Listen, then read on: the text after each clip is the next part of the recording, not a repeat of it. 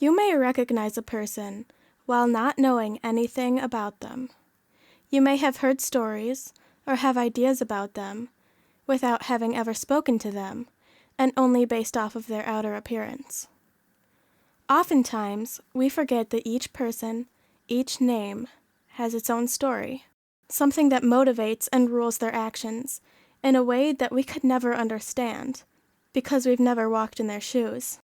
We don't know their story. So don't judge people. You never know what kind of battle they're fighting.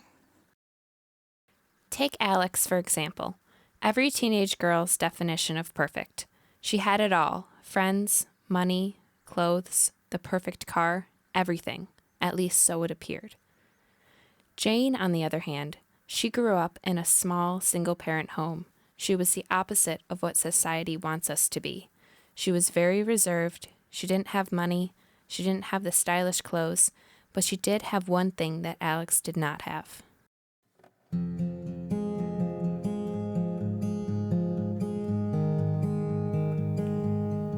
She sees them walking in a straight line, but that's not really her style.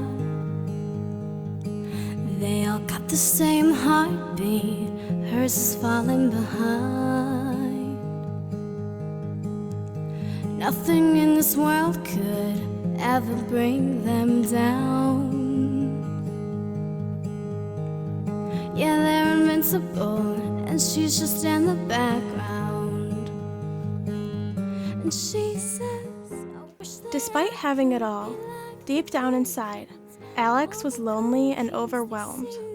Her parents fought every day, and she just found out they were getting a divorce. As if that wasn't enough, her so-called friends did not care about anything other than Alex's money and popularity. But what made Alex confused was that Jane, who had next to nothing, seemed always happy. How could she be? Jane had nothing. No money, no mom, no friends. She was the ultimate loser, and Alex still made sure to remind her of it every day. Alex started getting embarrassed that she wanted to ask Jane for help. How could Jane possibly have something that she didn't have? So one day, Alex followed Jane home after school. Jane, like always, went to the little chapel right near her house after school.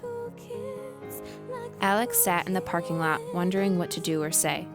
She knew she had to say something. Over the past few days, she watched silently as her friends did what she had started. But every time they laughed at her, Jane seemed unfazed, and Alex started realizing how wrong she had been. Palms sweating and heart racing, Alex walked into the chapel.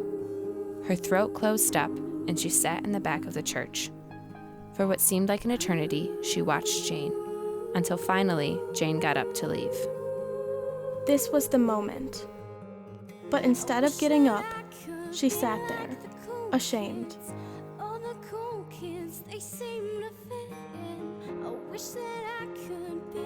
Jane knew exactly what she needed to do. So sliding down the worn pew, she scooted next to Alex. Looking her in the eye, Jane forgave Alex. Alex was confused. How could she just forgive her like that? Jane just looked up at the cross. He forgives me every day. How could I not do the same? And from there on, something beautiful blossomed. I wish that I could be like the cool kids. All the cool kids, they seem to fit in. I wish that I could be